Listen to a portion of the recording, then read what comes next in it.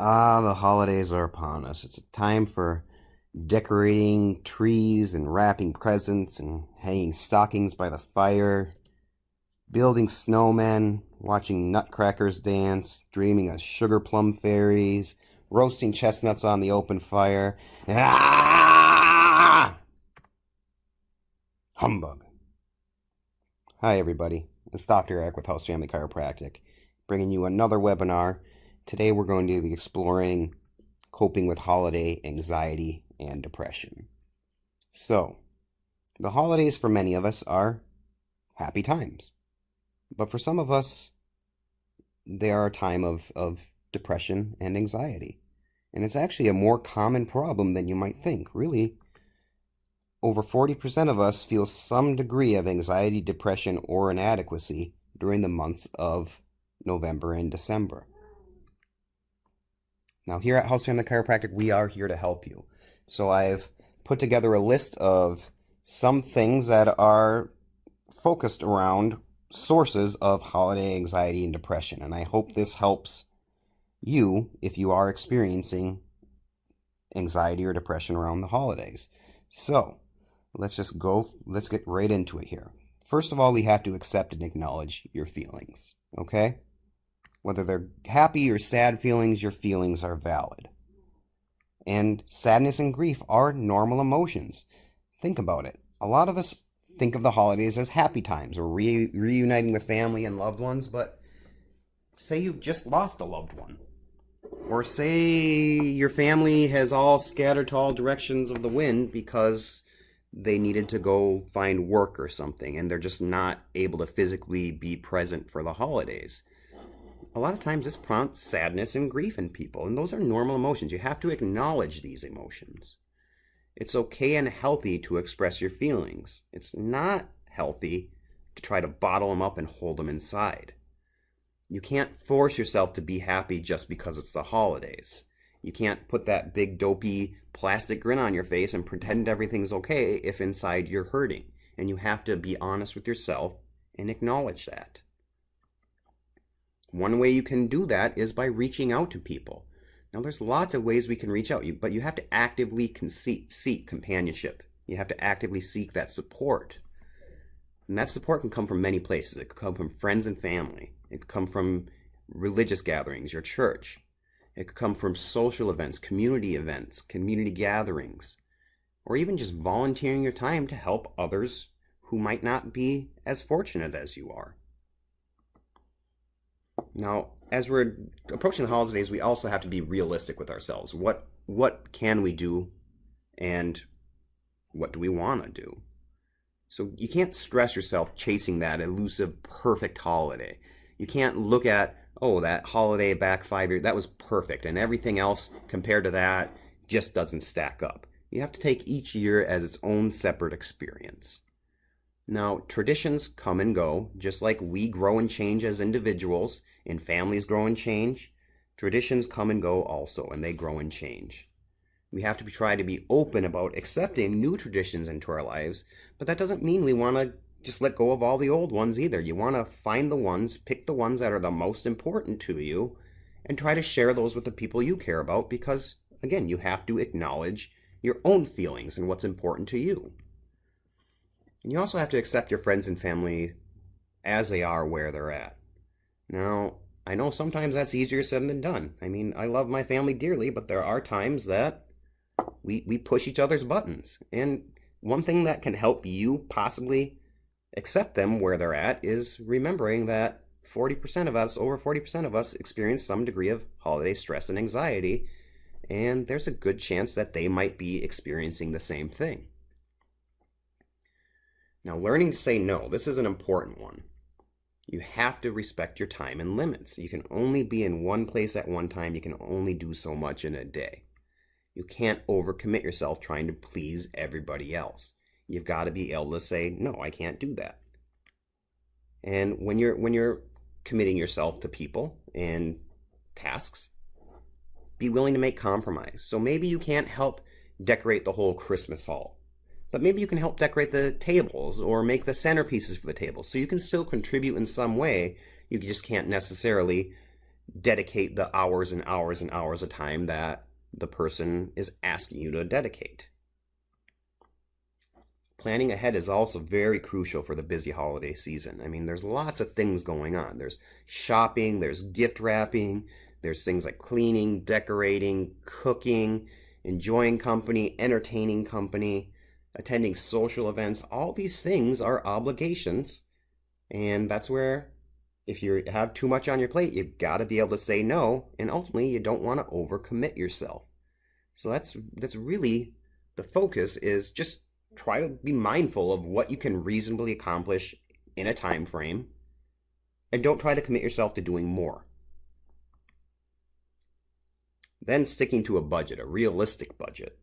So this is something that creates a lot of anxiety for people. Lots of things to spend money on during the holidays. There's gifts, there's food, there's decorations. You just have to sit down and figure out what can you afford to spend this individual year, and then stick to that. Don't spend more.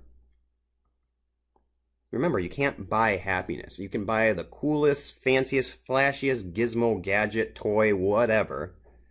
That ultimately doesn't guarantee happiness for whomever you're giving the gift to, even if they really appreciate it. And ultimately, if it's creating more anxiety in your life because you're putting yourself out trying to afford to buy this big, flashy, expensive gift, that's creating anxiety in you. So one good strategy is set limits. If you're doing gift exchanges or even family gifts or anything like that, set a limit. So this year, we're not going to spend more than $25 on each other. And that can actually be a fun thing, because now you have the challenge of what can I get the person I care about and keep that under the $25 amount. That forces you to get creative with it. And sometimes those gifts can be the most cherished gifts of all. And also, remember that some of these people you're doing gifts exchanges with might be struggling with sticking to a budget too. So by you spearheading that and setting the precedent that, okay, we're only going to spend $25 on each other this year, that can be beneficial not only for you, but for the people that you care about who might be struggling to stick to their own budget as well. And then giving up our healthy habits. I know this is one that a lot of us are guilty on. Holiday season, there's a lot of temptation. There's cookies, there's sweets, there's good food, there's all these things, but we've got to keep doing the things that we've been doing to keep us healthy. So first and foremost, get adjusted. I mean, the unsubluxated spine and nervous system is healthier than the subluxated spine and nervous system. Your body's designed to be healthy. But if there's something physically limiting it from being healthy, i.e. a bone that's out of place, putting irritation on the nerve, get adjusted. It helps keep you healthy, period. Overindulgence. This is a big one, where we have all these sweets, we have all these foods, we have all these things. And it's good to indulge yourself. It's good to experience those things. You just don't want to do too much of it. So moderation is the key.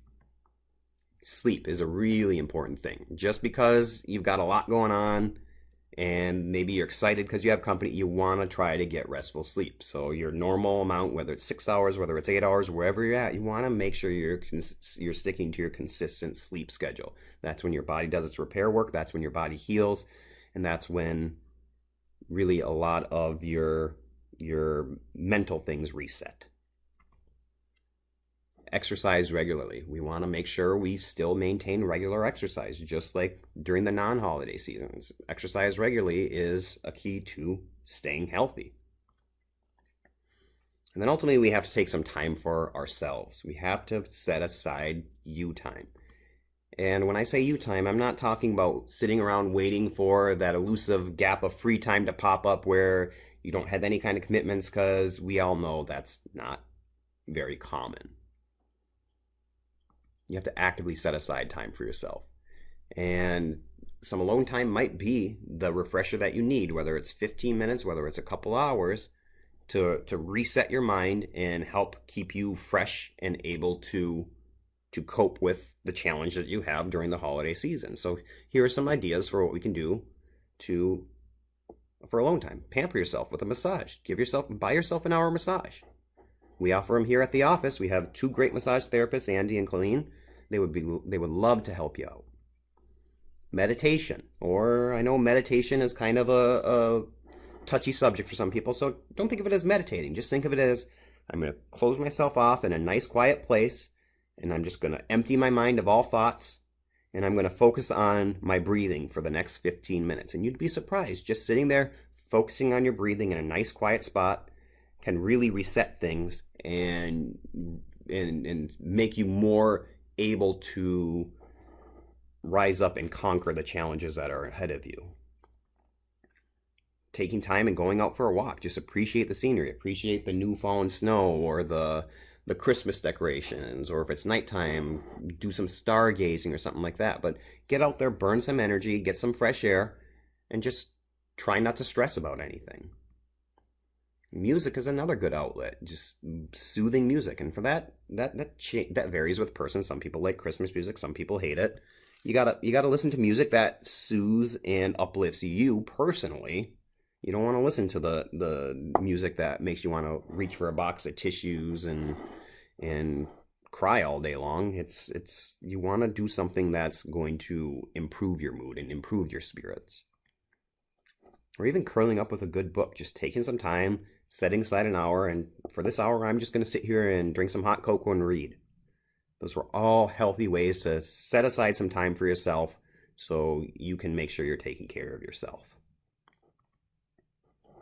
And then sometimes, unfortunately, we do need to seek additional help. Sometimes our coping mechanisms just aren't adequate for dealing with the feelings we're having. So if you're experiencing persisting sadness or anxiety, you're not sleeping well, you're irritable, you feel hopeless, you're having suicidal thoughts, anything like that, that could be a sign that seeking professional help is a good idea for you. And the biggest thing I can't stress enough is when you're at that low point in your life, having the strength to ask for help is a difficult thing, but it is just that. It's an act of strength. It's okay to ask for help. And if you're in that mindset of that downward spiral, that's one of the most important times to ask for help. There's a saying that I learned back when I was, I believe, in middle school. A middle school instructor told us, but he told us suicide is a permanent solution to a temporary problem. And that really is. I mean, it's a permanent solution to a temporary problem. So if you're experiencing suicidal thoughts, you're having these dark thoughts, and you don't know where to turn, some ideas, please call 911. That's what it's there for. They'll probably route you to the National Suicide Prevention Lifeline, but reach out to somebody. You could also try just going to the ER. They're there to help prevent life-threatening emergencies. And if you're having suicidal thoughts, that can potentially be a life-threatening emergency, and they can help channel you to a better place to get the attention that you need.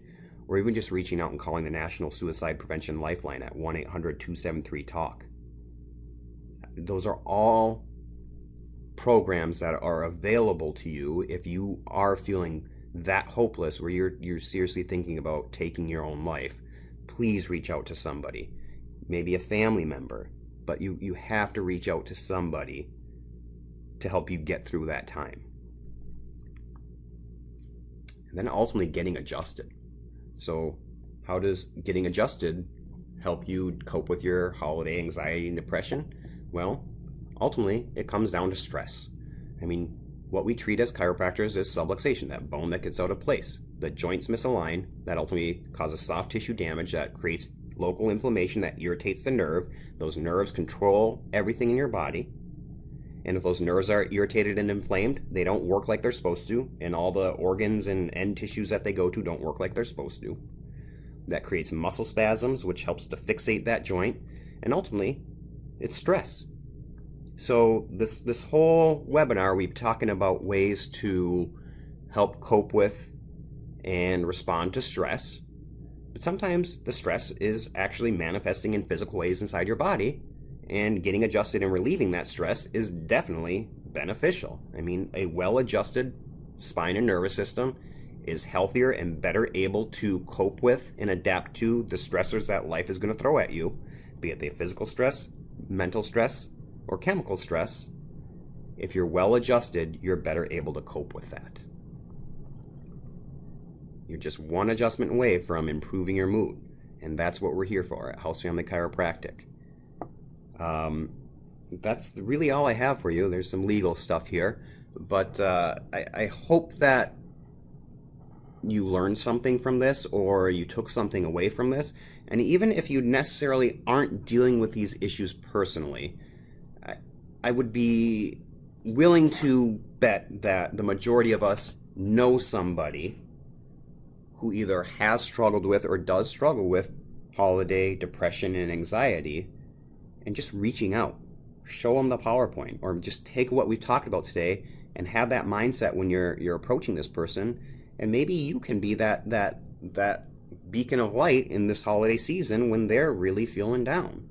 So I hope you guys learned something. We do have our promotion running till the end of the month called Give the Gift of Good Health. So if you have somebody that you would like to come in and get checked, be it you think they could benefit from improving their health, or you think they should just get checked, now's the perfect time to refer them into the office. They'll get their entire day one consultation, examination, scans, x-rays, everything for only $27. And if there's something going on that we think we can help them with, we'll let them know. And if not, great. They've been checked. We know that they're subluxation free, and they're only out $27. So I hope you guys learned something, and please share this webinar with the people you care about, and have a wonderful holiday season.